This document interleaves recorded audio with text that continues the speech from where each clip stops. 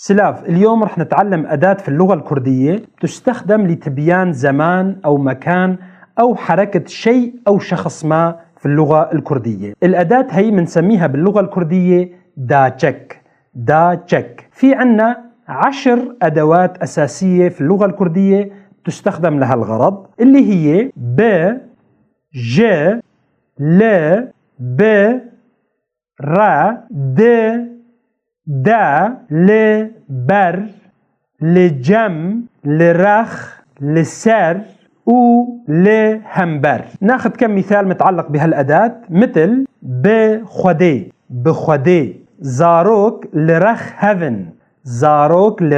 هفن، سيدار لجم